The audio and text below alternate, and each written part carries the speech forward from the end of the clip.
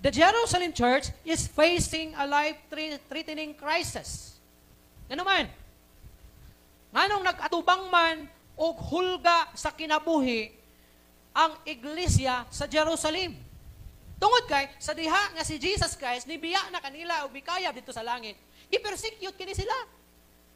Ginagukod kini sila. Dili lang ang 12 or ang 11 ka apostoles or 12 na kay nadugangan man dito isa. Ha? Nga nipuli kay Judas Iscariote.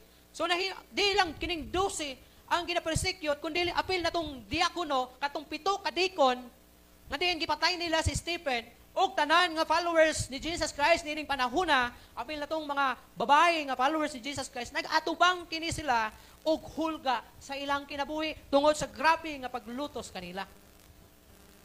So sa gihimo nini ng mga tawhana diha sa Jerusalem, nagtapok sila diha sa usa ka dapit, di nagampo sila sa Ginoo.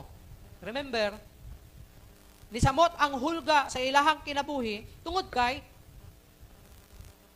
James, nga ilang nabalitaan na si James gipatay, pinagi sa espada diha sa Jerusalem. Si Santiago, gipatay kini diha sa Jerusalem. Si Santiago, nga isa sa 12 ka disipulo ni Jesus Christ, samtang namastor, nagdumala siya sa iglesia dira sa Jerusalem. Gipersecute siya o gipatay, pinagi sa espada. Hinungdan nga gidakop usab nila si Pedro kay nakit-an nga nagwali dito sa dalan o gidala dito sa bilangguan hinung nga maoy nga diin gigapos, gipriso o gipabantayan og daghan na mga magbalantay. Now kun imong tan-awon sa ato ang gibasa kanina, imposible kaayo ang sitwasyon ni Pedro. Grabe ka imposible kung siya makaikyas bagyon. Ikaw kuno daw. Siyempre kung mo sulay ka og badbad sa imong kwan, or ngita kag teknik kung saan pagtanggal sa imong pusas, maapil magyud nimo tandog tong kamot spikas. So mahibalaan ka na kay gihimong milagro. So imposible kayo kun imong tan-awon. Pero tan-awa.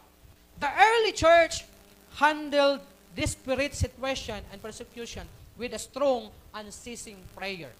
Ang ilang desperado, kini na church, kini nga iglesia, nga grupo, pundok sa mga magtotoo, tungod sa ilang nasinati nga desperado, o tungod sa ilang kadesperado, sa ilang kahimtang, tungod sa mga pagsakit nga na kanila, paglutos nga na kanila, sila nahimong kusgan o walay hunong nga nagmainampuon sa Ginoo.